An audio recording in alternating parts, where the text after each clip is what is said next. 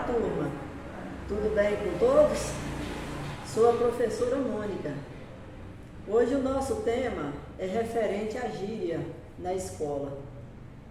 Sabendo que a criança, muitas crianças, quando nasce, que aprende a falar papai e mamãe, junto já aprende a falar gíria. Sabendo que em muitas regiões do país existe a gíria popular do local. E a gíria é um palavreado que conquista. Então, existe uma resistência entre os professores, alguns professores, que se nega a trabalhar com gíria na sala de aula. Eu já prefiro aproveitar esse tema e trazer ele na produção de texto, trabalhar com gíria na produção de texto. De que forma?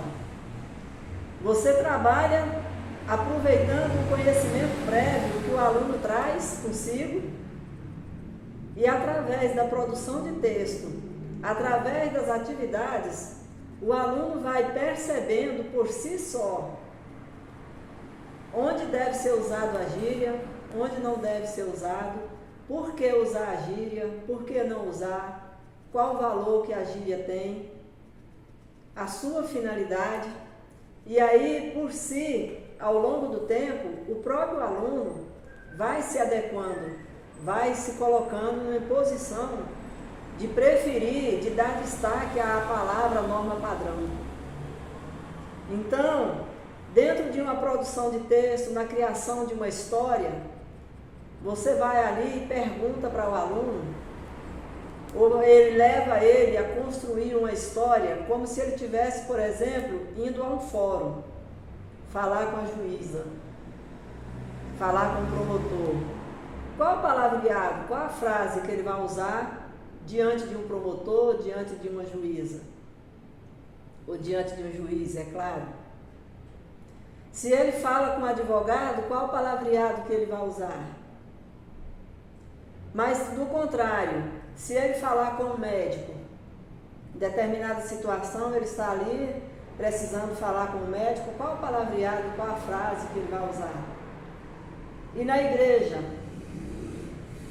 seja uma igreja evangélica, seja a igreja católica, a igreja que ele congrega, como é que ele usa as palavras ali naquele ambiente? Como é que ele vê as pessoas usando as palavras ali? E assim por diante, a gente vai conversando e vai usando dentro das atividades, a gente vai interdisciplinando os ambientes, as situações, e aí o aluno vai se adequando, vai percebendo e vai mudando, vai modificando ou vai falando menos.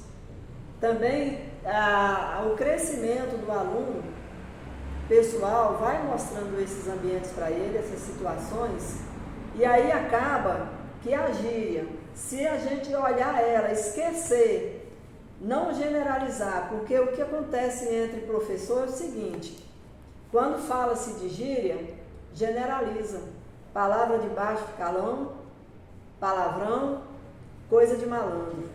Sim, existe a linguagem, existe a gíria própria do malandro, mas existe também a gíria regional e nós não podemos esquecer disso. Também não podemos descartar o conhecimento que o aluno traz quando ele chega na escola.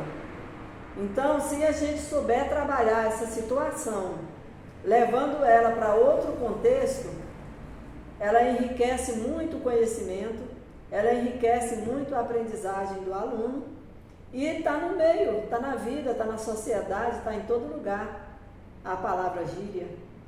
Então, a melhor forma é o aluno saber o que é uma gíria, o que significa a gíria, que aí por si só ele vai descobrir, ele vai perceber e ele vai decidir se é isso que ele quer para a vida dele, usar essa linguagem ou não, se ele vai para a norma padrão, se ele vai para a linguagem comum, porque graças a Deus a língua portuguesa é muito rica.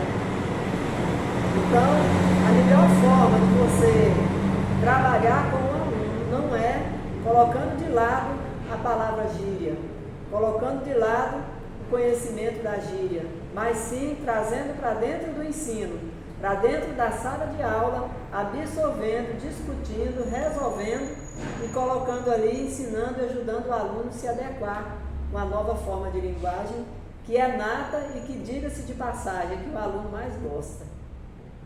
Então, fica aqui a minha dica.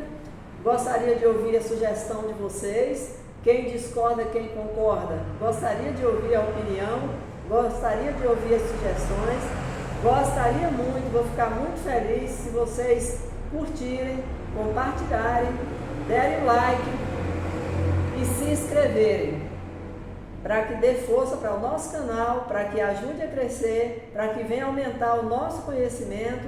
E aqui fica mais uma experiência, desta vez com gíria na escola. Tenham todos uma boa tarde.